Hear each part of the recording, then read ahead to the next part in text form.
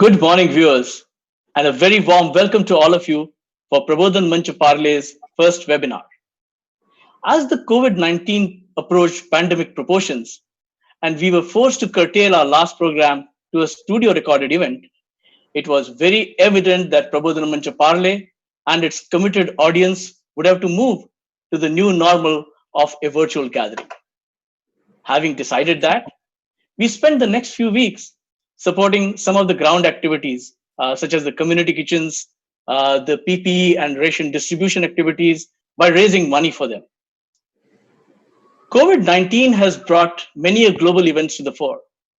The fact that so called advanced nations, the United States, and the Western world seem to be suffering from the heaviest damage, the demand shock that has sent oil prices crashing, exposing the entire Middle East to an unprecedented geopolitical uncertainty.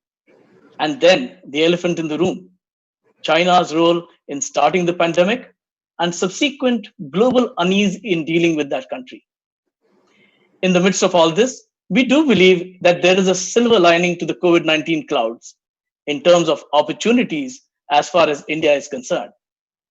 So, is there a light at the end of the tunnel?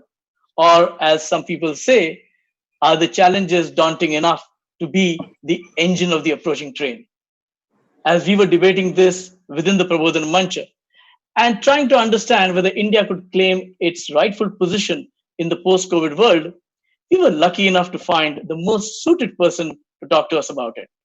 I'm very pleased to welcome and introduce our speaker for the day, Sri VIjay Gokhale. Vijay ji, welcome. Thank you. A career diplomat and an Indian Foreign Service officer of the 1981 batch, he has done long stints in both overseas and at the Ministry of External Affairs. He has many noteworthy achievements and assignments to his credit. He was the Indian ambassador to China during the Doklam crisis.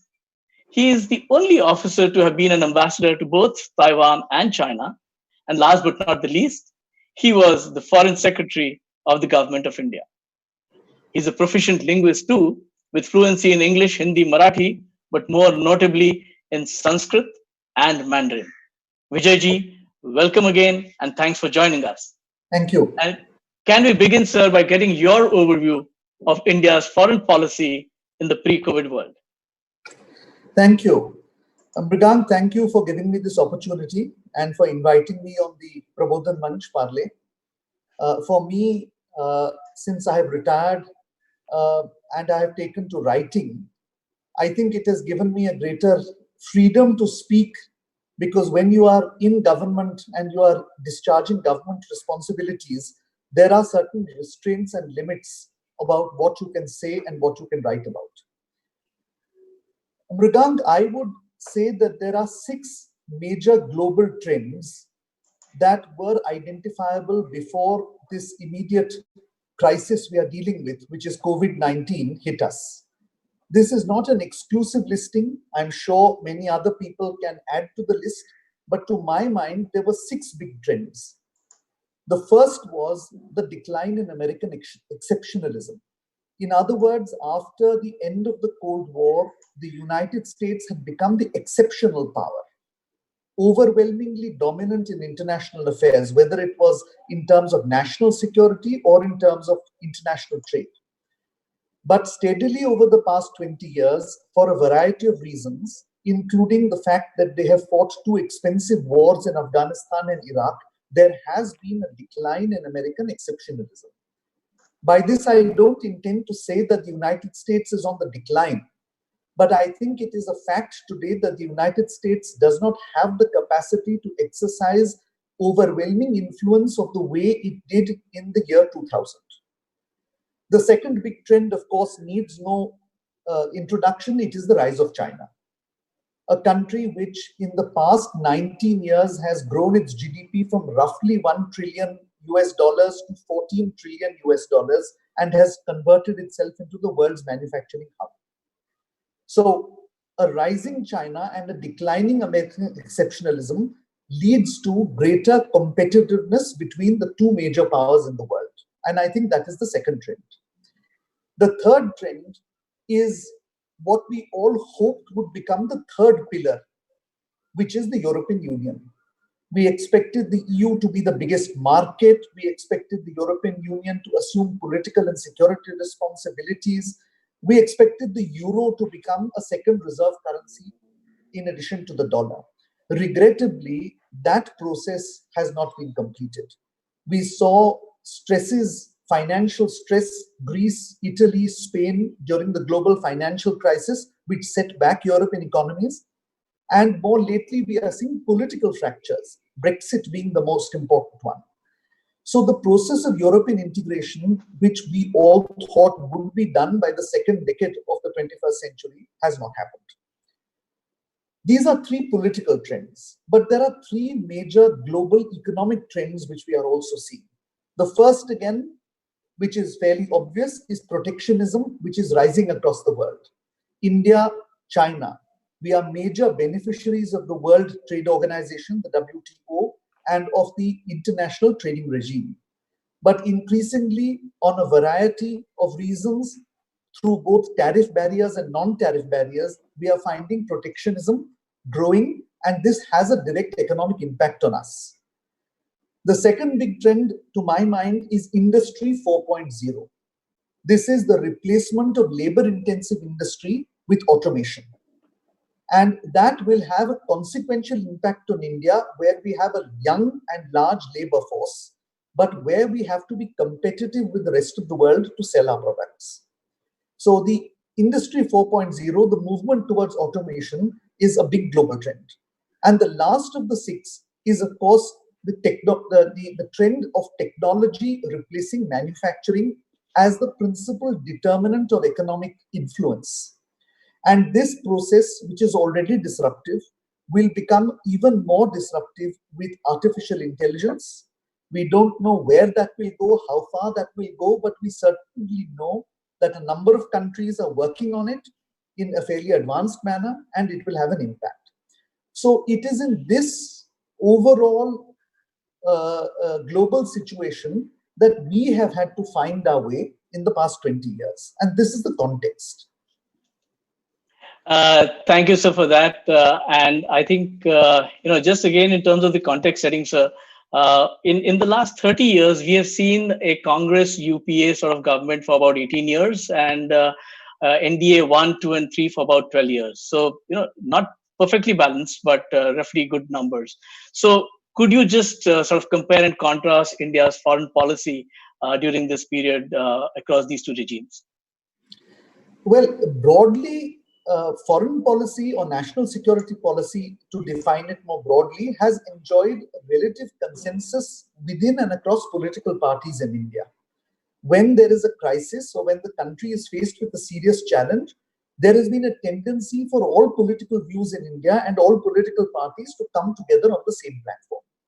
So to that extent, the foreign policy of the country has not been subjected to the pulls and pressures of politics in the same manner that domestic policy has been subjected to.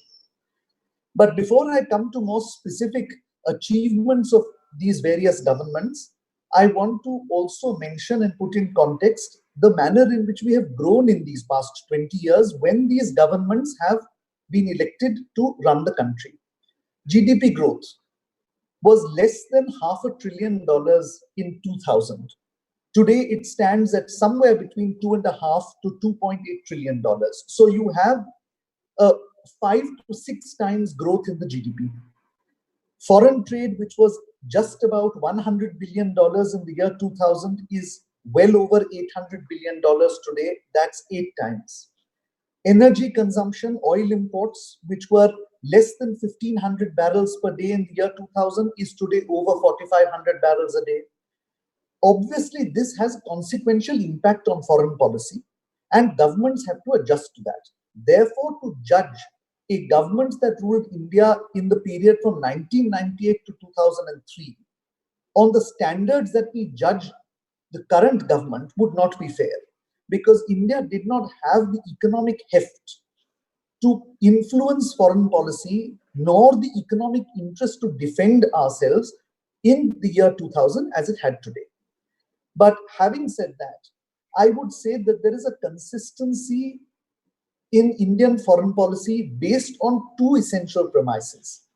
All governments of India after 1991, when the Berlin Wall fell and the Cold War ended, and when we went through our own our own economic crisis, was essentially economic development, removal of poverty, growth of industry, improvement of agriculture, more power to the consumer, better GDP and per capita GDP.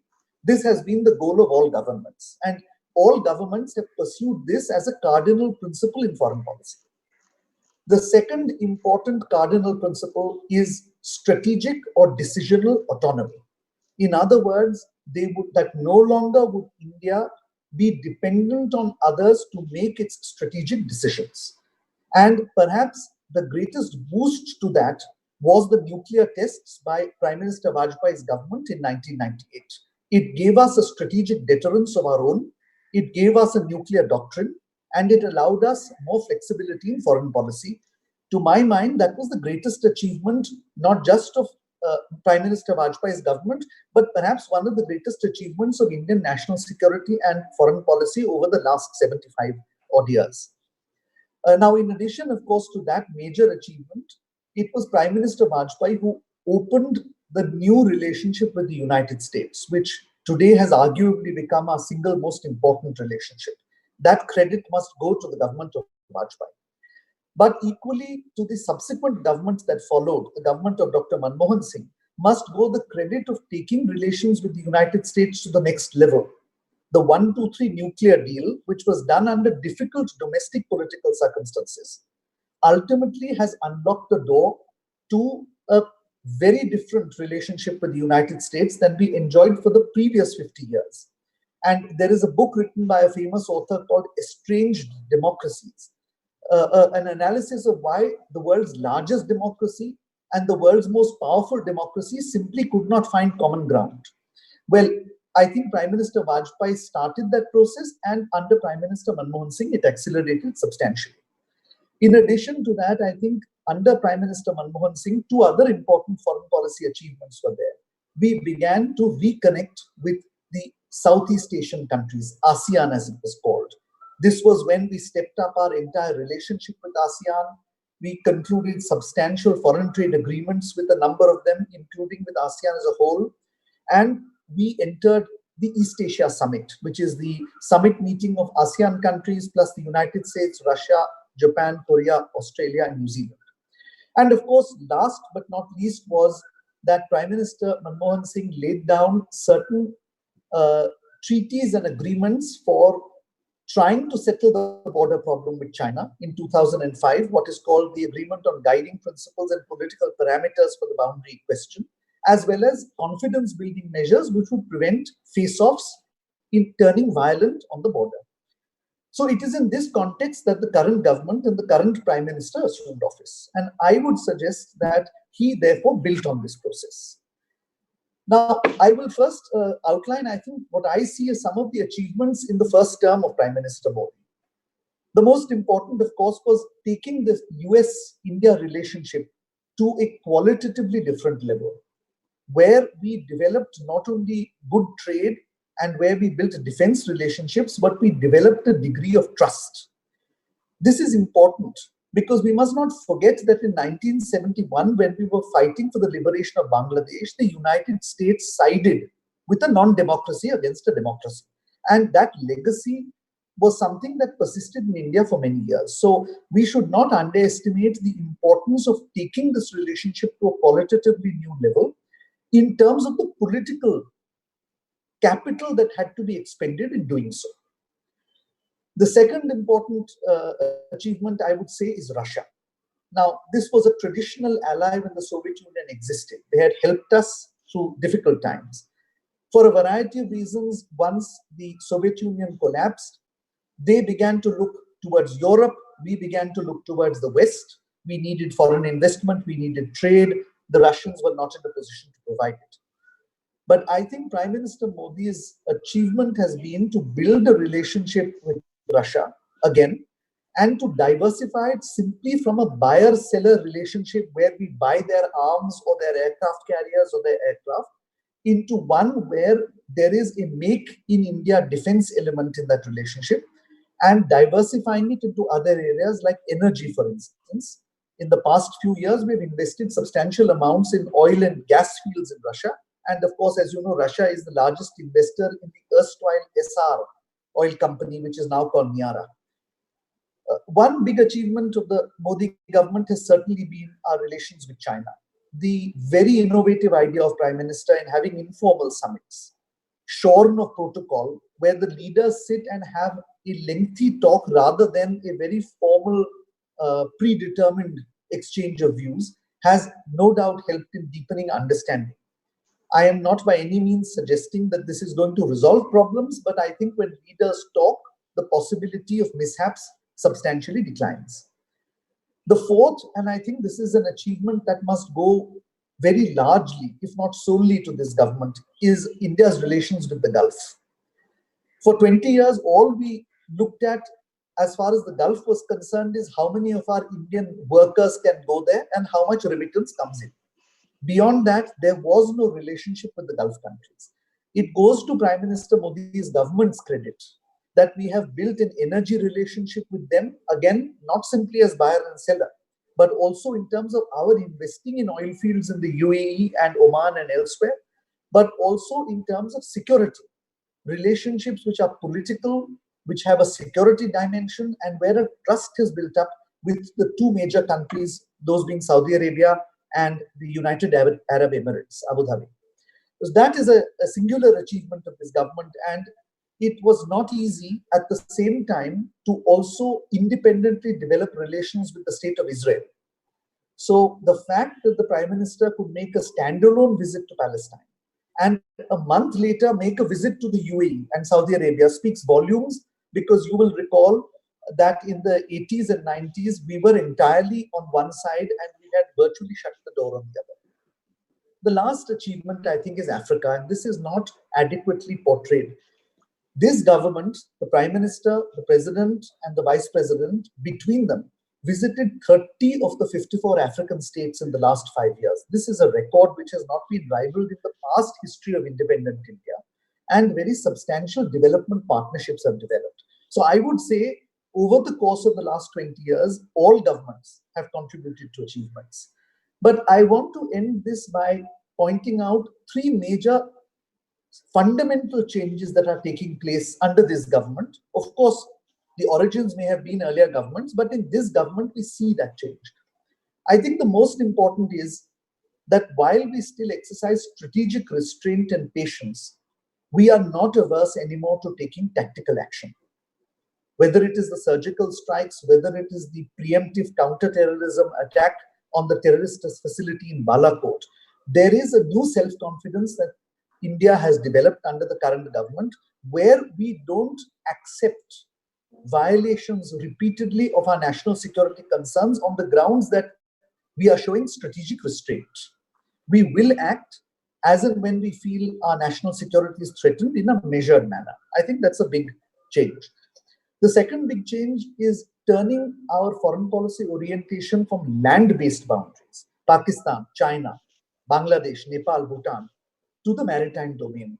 Now, this again is a very major achievement, because as one of our former national security advisors, Mr. Shivshankar Menon, pointed out, for 2 millennia, if India was the world's first or second largest economy globally, it was because of the coastal states, Gujarat, the Konkan area, Karnataka, Kerala, and the Coromandel coast, which is Tamil Nadu and Afghanistan. This is where trade started from. This is where seafarers came and went. This is where the trade middlemen occurred. This is where India generated its wealth from. Obviously, once the British came, they wanted to take that share of trade, so they cut us off from the rest of the world. But this government has essentially said, look at the Indo-Pacific. Our neighborhood extends from East Africa to the Indonesian archipelago, and that's a big new trend. The last one is the fact that we are now stepping up to global responsibilities. And for the first time, perhaps since independence, 2 new international organizations are headquartered in India. The first is the International Solar Alliance, which the Prime Minister and the government set up, and which more than 100 countries have now joined. And more lately, last year, when Prime Minister went to New York, he announced the Coalition for Disaster Resilient Infrastructure. In other words, whenever countries in the world face disaster, somebody, some international organization should be there to help them. Now, these are small beginnings, but the fact that India is taking global responsibility is important. So I would suggest that these are three big achievements of this government from a fundamental perspective. Perfect, sir. And that sort of is a segue into the question then that, what would COVID probably do? You've got the US and the Western Europe having a lot of damage from COVID. You've got the oil crisis impacting the Middle East a lot. And finally, there's that whole, like I said, the elephant in the room, the suspicion about China. So one, what do you think will happen in terms of these global sort of geopolitics? And secondly, uh, do you expect businesses to come out of China? And more importantly, do you see India then being positioned to capitalize on that opportunity? Yeah. Well, Mrigang, if anybody tells you they can foresee what is going to happen after COVID, I bet they are uh, guessing and nothing more. The fact of the matter is that no major global development in the last 30 or 40 years has been predicted with any certainty. Nobody predicted the fall of the Soviet Union so catastrophically in 1989. Very, very few people, if at all anybody, predicted the rise of China so quickly that it would, in 30 years, become the world's manufacturing hub. And if the United States had predicted that 9/11 would happen, then clearly somebody ought to be held responsible for slipping up. But in all likelihood, that was not predicted. That, of course, changed our lives. And we all, of course, have suffered the impact of the global financial crisis, which too very few people predicted. So, first of all, I think predictions are not wise to make. But I would suggest that, to my mind, speaking personally, I would think that there are five things we have to look out for. First is, will the competition between the United States and China, now clearly the two major powers in the world, intensify to the point of a new Cold War 2.0? Now, this would impact on the whole world and naturally on India because, as we have known from the last Cold War, you are compelled to choose sides. And therefore, ultimately, apart from all the negative impact it would have on global trade, global finance, global politics, it would have a direct implication for India at a time when our interests are growing globally across the world. So I would say this would be the first big thing to look out for. The second big thing to look out for, in my opinion, is, are we entering a world of techno-colonialism? Now, the problem in the 1800s was we allowed the European powers to control the sea lanes of communication. The moment you did that, they were able to control the world, initially through trade and then through politics. Today, the lanes of communication are virtual. This is the digital age. If we allow one or two or major powers to control those lanes of communication through the ether, then effectively the question that arises in my mind is, are we slipping back to a techno-colonial period? In other words, you are dependent on the lanes of communication through the ether and who controls them to ultimate, and you are not determining your own destiny. Therefore, will the 5G battle, which is only the beginning, we have artificial intelligence yet to come, will the 5G battle force us into a secondary situation in the world? And do we have the capability or the capacity, if not to develop our own alternative 5G, then at least to set in place certain security provisions which will not allow us to become a hostage to them? I think this is the second big question in your mind. The third big question is, what happens to democracy? Now, we may dismiss, and I will certainly come to China at a later stage, we may dismiss the whole issue of what China's responsibility is in COVID. But if you look at the larger canvas, what China has done in the past 3 decades is, to put it for want of a better word, they have delivered to the people. Steady GDP growth, steady income in the hands of its people. The prestige of a Chinese passport and a Chinese traveler abroad has grown multifold. And China has demonstrated the capacity to protect its interests by all means. Now, this is a very attractive model for countries, and it gets more attractive when there is no alternative. We had the Western model so far, the democracies. But the Western democracies' performance in COVID has been abysmal. They have not only failed to protect themselves, but they have failed to provide leadership to the rest of the world. For those of us who are used to seeing US aid on gunny bags across the world, we wonder, where is the United States in this crisis? Where is Germany, France, the UK? We see China. More importantly, we see India all over the place. We have the government of India sending food, humanitarian assistance to all the Indian Ocean states, to a number of South Asian states, even to Southeast Asian states. Where is the United States? Therefore, most governments are not concerned about China or the US per se. They are concerned about what will serve their interests. And in the absence of democracy being a model, the Beijing model, as I call it, becomes an attractive alternative. So I think the future of democracy is something which I am a little concerned about. The fourth, of course, is trade. We are going to not only see greater protectionism, I fear we are also going to see the use of certain non-trade barriers, including the health barrier, to limit legal migration.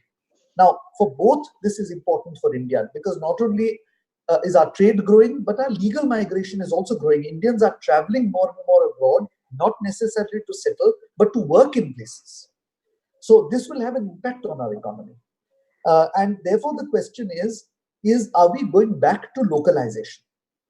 And therefore, this has an impact on the Prime Minister's announcement of Atmanirbhar Bharat Abhiyan, because Atmanirbharta cannot possibly be autarky. You cannot lock yourself in a box. Even if we are 1.5 billion people, if we really want to prosper, through history, no country has prospered by locking itself in a box. It has prospered by trading with others.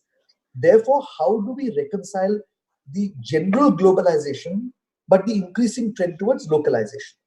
And I think when the Prime Minister has talked of think global, act local, it is not just act local, you have to think global also. How do you reconcile that? And the last big thing I would look out for is whether human security issues will now finally get the kind of currency that otherwise hard security got. In other words, they were more concerned whether somebody was getting a nuclear weapon rather than whether we were going to die because we can't breathe fresh air, climate change. Similarly, we were more concerned in stopping missiles beyond a certain range than, in fact, stopping a pandemic across your border. So the question now is, will human security be the new national security? Or will we just go back, revert to type eventually when all this is over in 18 or 24 months, when a vaccine is found or herd immunity occurs, and go back to the same old ways of conducting diplomacy through military means and through economic measures and so on, ignoring the fact that actually human security is interlinked. So I would say that really these are the 5 challenges for us.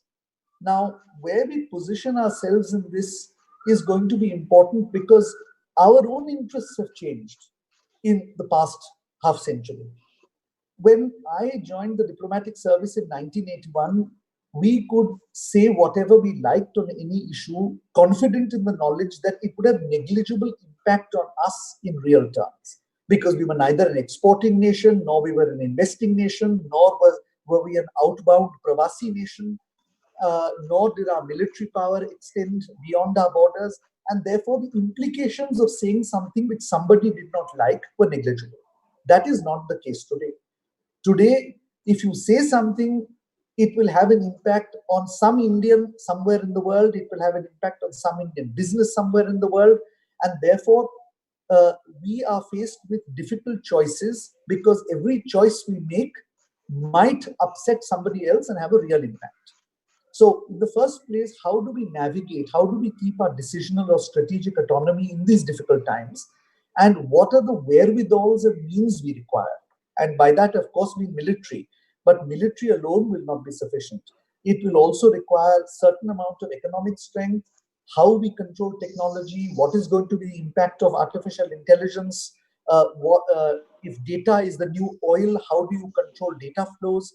These are all questions I have no doubt government is considering, but this is where citizens have to be involved.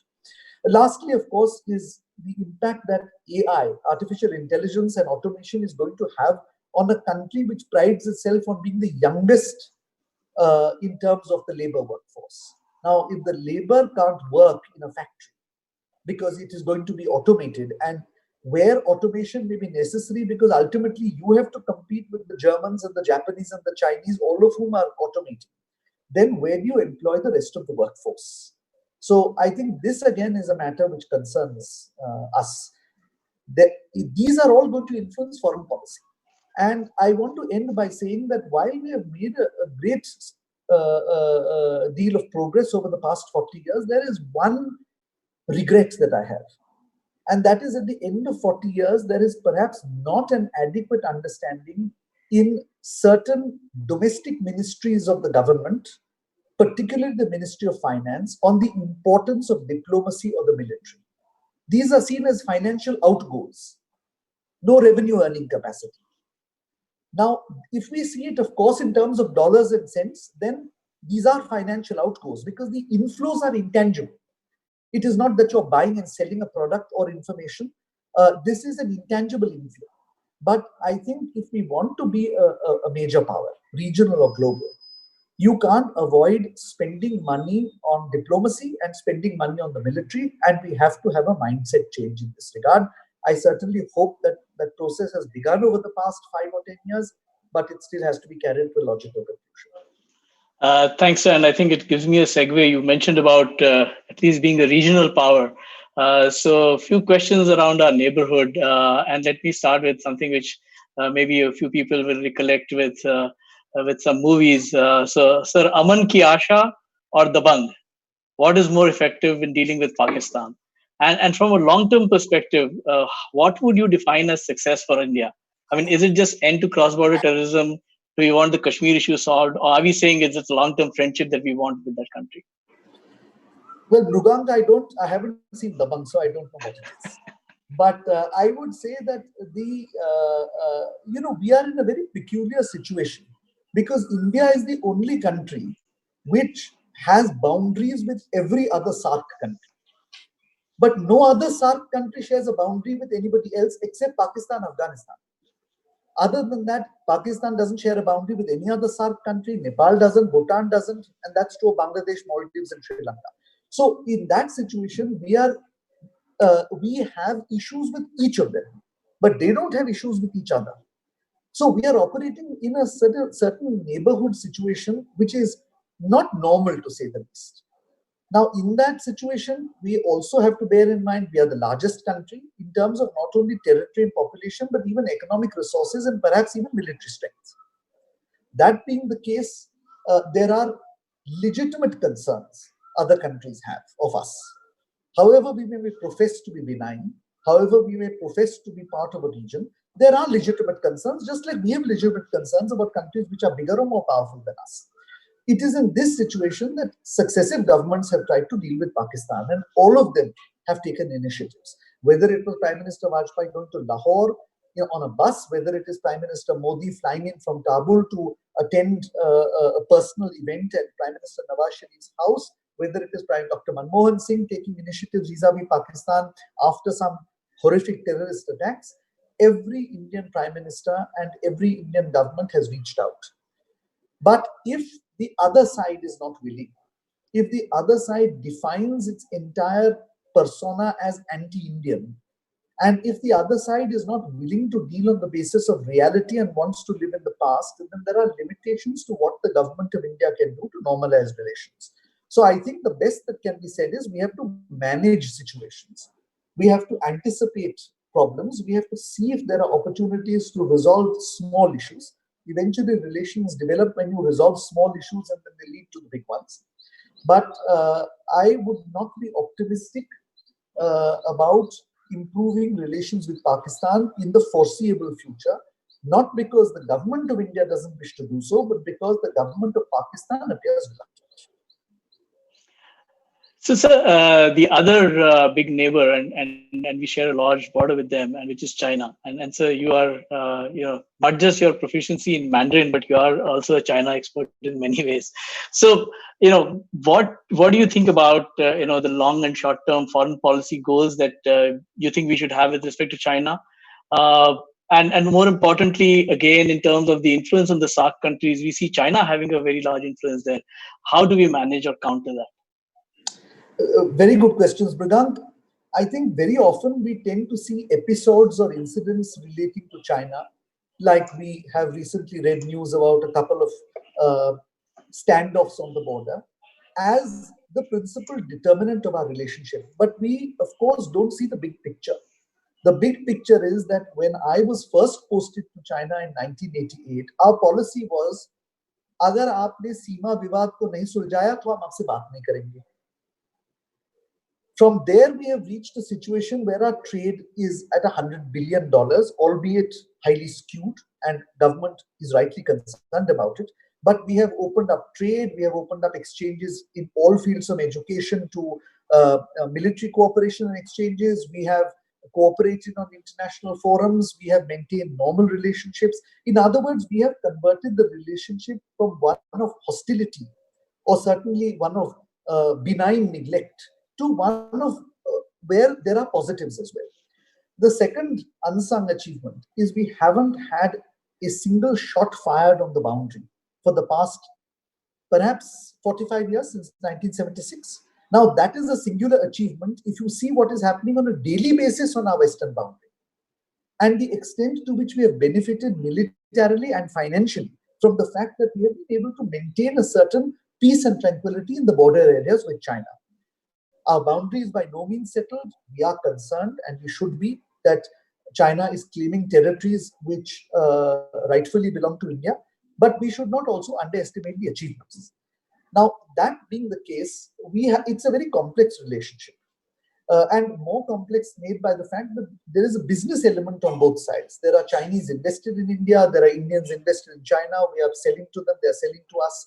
That has its own complications. We have 15 to 18,000 students in China. I really don't know how many might go back after this, but that's a very large number. There are close to 50,000 Indians working in China in various companies, mostly multinational. So these also add a certain people-to-people dimension, and therefore the people also have a say in that relationship with China. I would say that in the next few years, our effort is going to be to manage that relationship through, of course, a direct dialogue between the leaders, which is what the informal summits are about, through establishing mechanisms, a financial mechanism. We have an energy dialogue going because we are the two largest importers of petroleum, and we should not let the oil producing countries take advantage of us. This is what India and China have decided. We share the same approach here. I think we are the greatest targets for climate change, expectations from us to do things which the Western developed countries have not done, nor do they sharing resources. So that is a common area. On the other hand, I think we are concerned about certain areas, concerned about their military activities, not just on our border, but in the Indian Ocean region. They are not an Indian Ocean power, they are a Pacific power.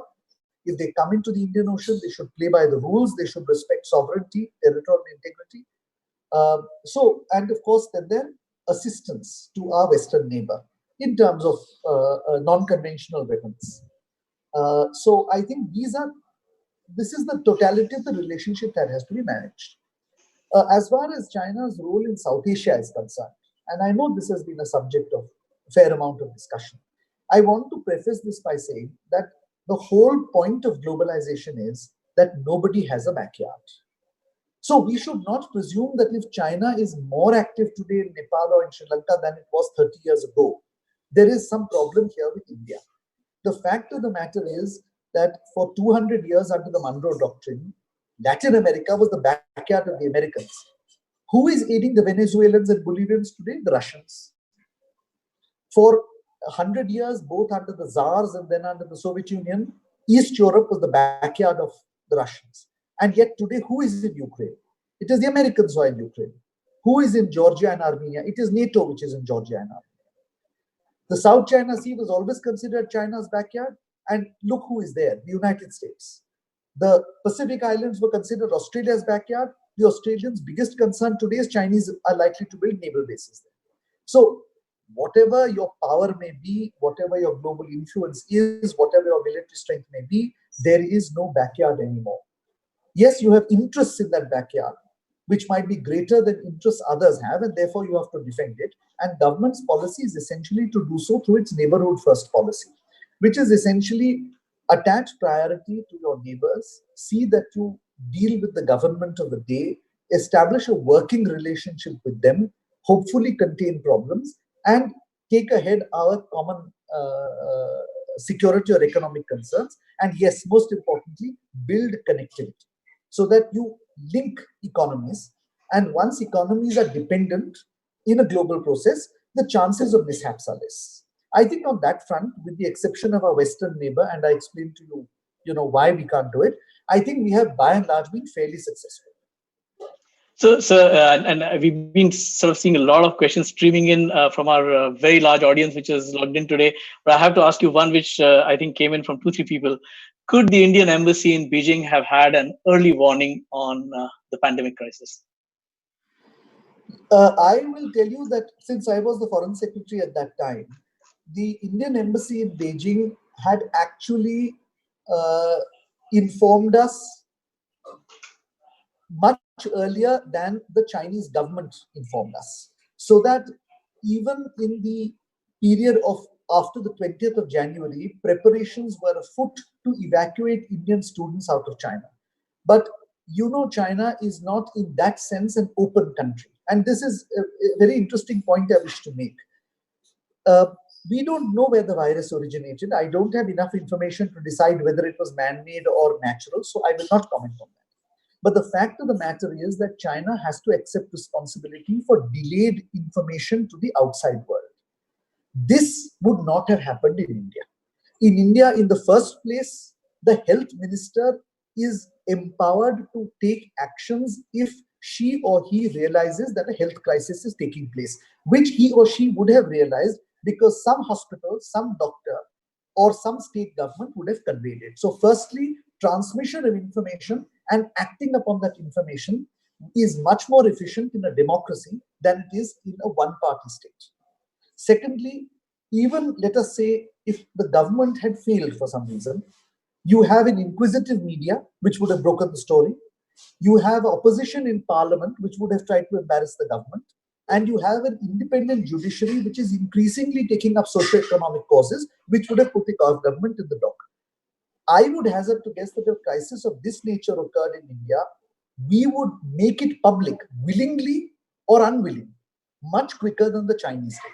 And that is because in China, the health minister is a nobody. He's a bureaucrat.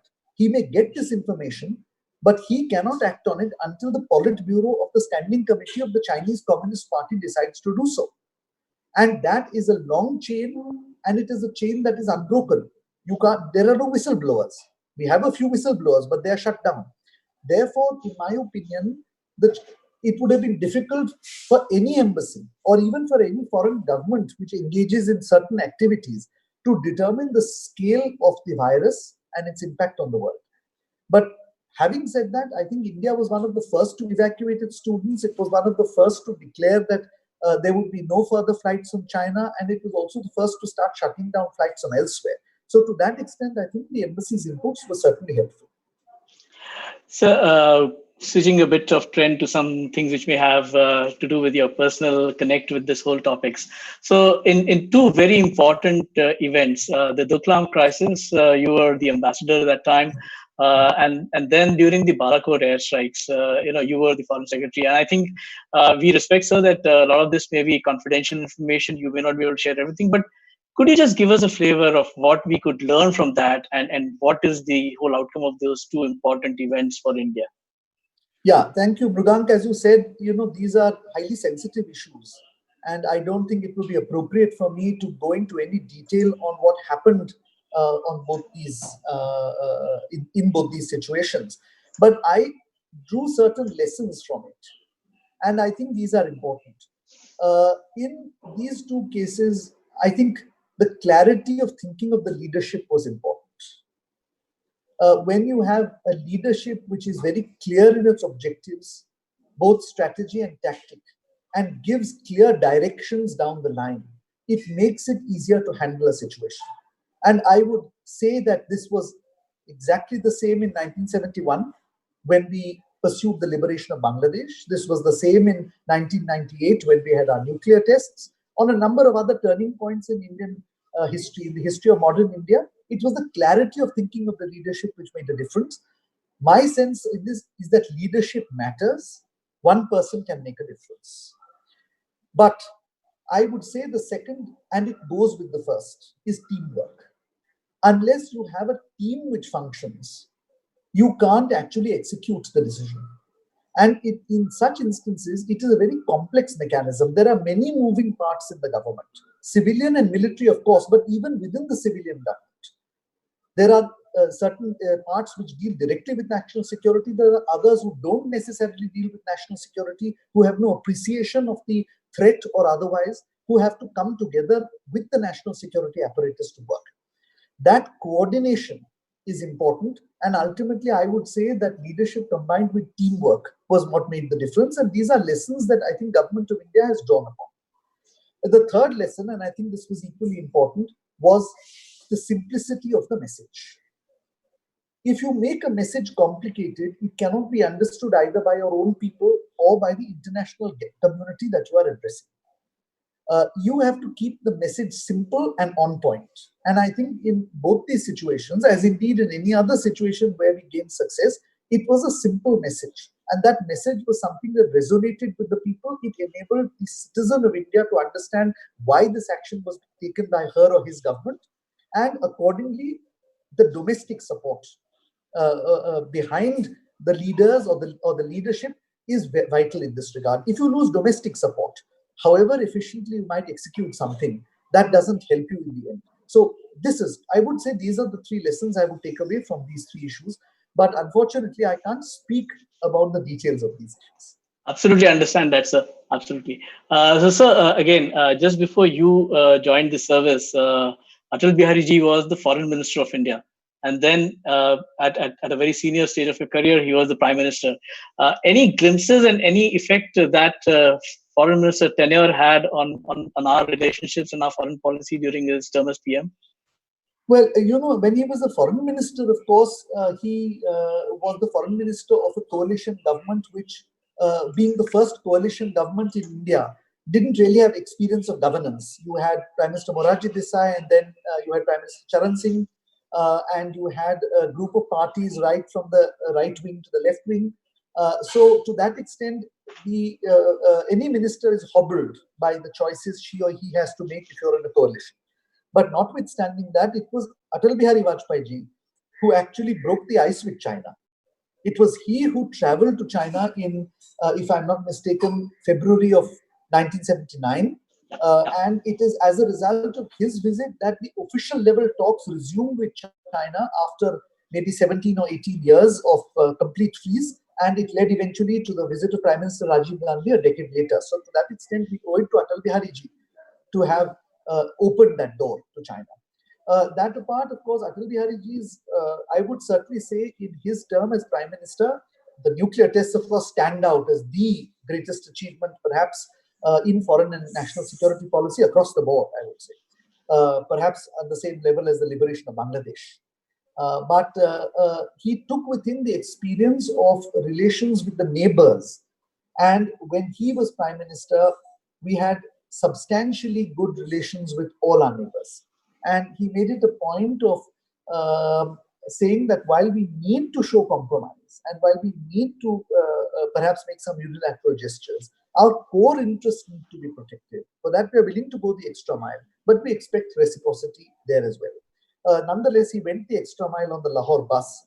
Regrettably, Pakistan chose to answer through Kargil, and ultimately it is Prime Minister Vajpayee's sagacity that even the Chinese, at a certain point, when confronted with evidence that these were not Kashmiri liberators, but in fact forces of the Pakistan Northern Light Infantry, even China ultimately asked Pakistan to back off. So, in a sense, what Atal Bihari ji had started in 1979 paid certain dividends to him in 1999. So you also were the foreign secretary under Sushma ji, and she probably brought a different dimension, made a very personalized ministry, and you've had the experience of working under our current PM as well. Any insights into the working style of these two leaders? Well, both were, of course, the late Sushma Swaraj and the current Prime Minister are, of course, huge leaders of the Bharatiya Janata Party. They have been in politics for years. Current Prime Minister as Chief Minister for 13 years, the late foreign minister, as leader of the opposition, as chief minister of Delhi, as well as perhaps the most prominent female face in the BJP for many years. So they brought with them a great deal of political sagacity and wisdom. And on a number of decisions that were somewhat difficult, where a bureaucrat would come with a clinical, a logical, or a somewhat administrative rules-based response, they understood the political dimensions.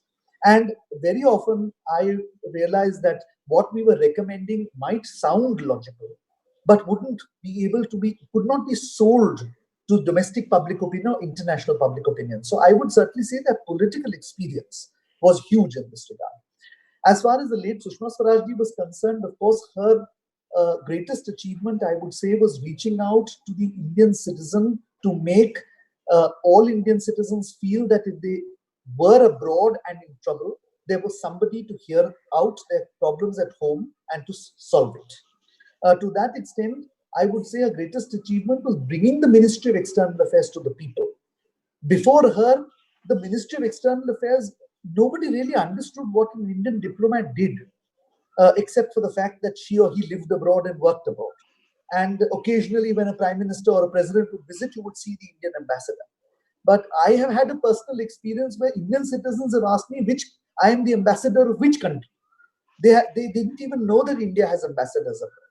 She made sure that every Indian understood that there is a unit of the government abroad, that if they have problems with passports, with visas, if they're stranded, if their money is stolen, if they are students in difficulty, if they are abandoned spouses, if there are workers, there is a place to go to, and more importantly, there is a mechanism in place to address that issue or to redress that issue.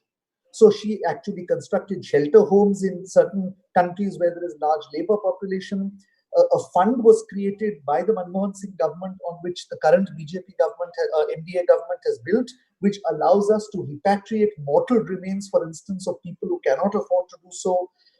Workers' rights are but better protected.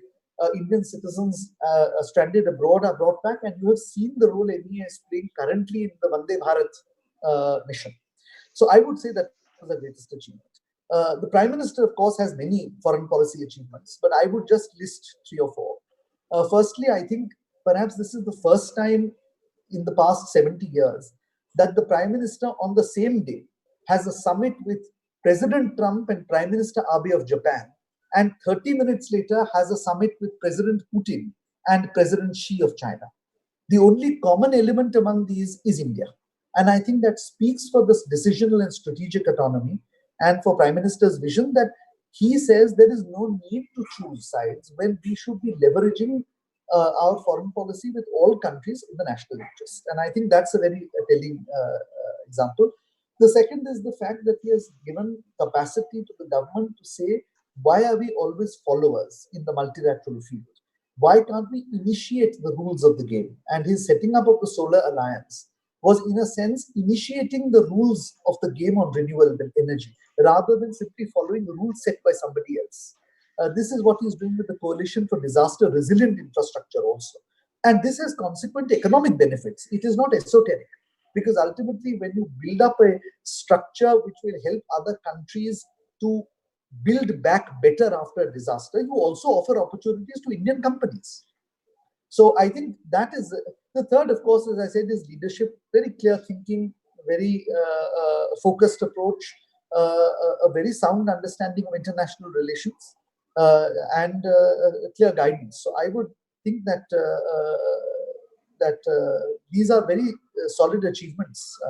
I can list many more, but I think these are what I would say were certainly achievements. So, sir, cognizant of time, and I think we at Prabodhan Manch normally like to stick to our timings. I'm slowly moving towards the end. I have only two more questions. The first one you might again say is a predictive one. You may not answer, but let me still ask you: do you see India becoming a permanent member of the Security Council? If yes, how, when, and if not, why? I would like to see India become a member, but my sense is that unless there is a global, a catastrophic global development, the current composition of the Security Council will not change because the current membership of the UN Security Council wants to maintain its exclusivity. Now, the question is COVID-19 that catastrophic global change?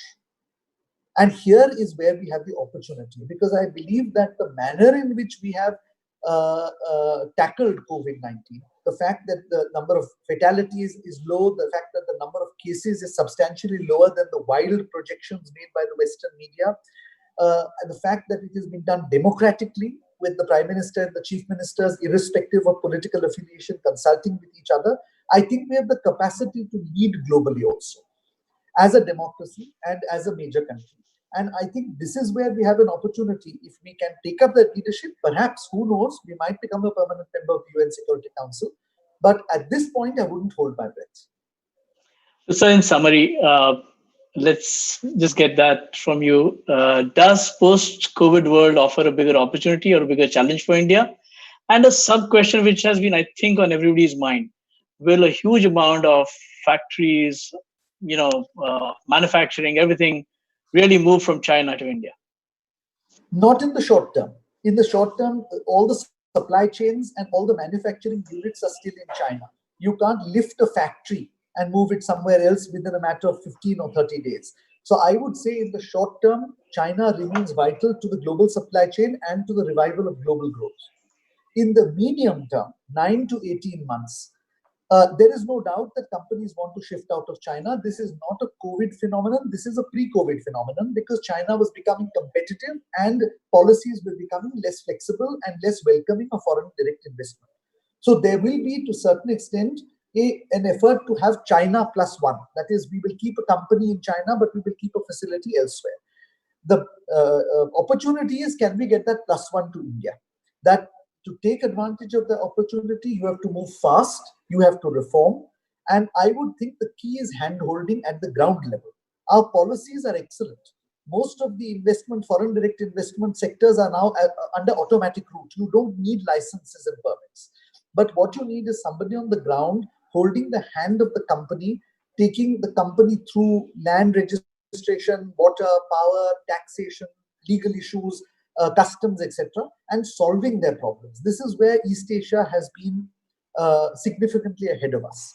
But I hope that this is a wake-up call for us. And if we can do that, I have no doubt that there are big opportunities for us. The challenge, of course, is if we move towards automation and artificial intelligence, what do you do with the labor surplus in India?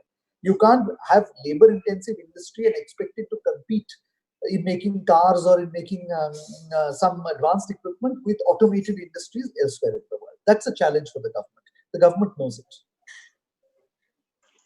On that very nice and hopeful note, thank you so much, Vijay for really a very, very engaging talk in the last 1 hour. As we bring our first webinar to close, I do want to thank a few people again who made this possible. First and foremost, again, Vijay, Foreign Former Secretary, thanks to you, sir, this topic will no longer be foreign to us. In fact, as we sit domesticated in our homes, we will probably understand the nuances about foreign policy. So very big thank you for spending an hour plus with us and with all our audience. A big thank you to our hosting partners, the Epitome team, our designer, Shri Tendulkarji. We just decided a week back that we wanted to do this webinar, and we are up and running here. But last and not the least, as always, to our audience, Vijay, again, very glad to tell you that we crossed more than 1,000 registration and logins for our program today, sir. An outstanding response, a tribute as well to your sort of knowledge, sir, and to what you spoke today. A big thank you to our 150 plus donors, 1,800 plus registered users, and more than 7,500 viewers on YouTube. On that note, dear friends, very big thank you for joining us today. We will come back to you very soon with something as engaging and something as interesting. But till then, stay fit and stay healthy. Thank you. Thank you, sir.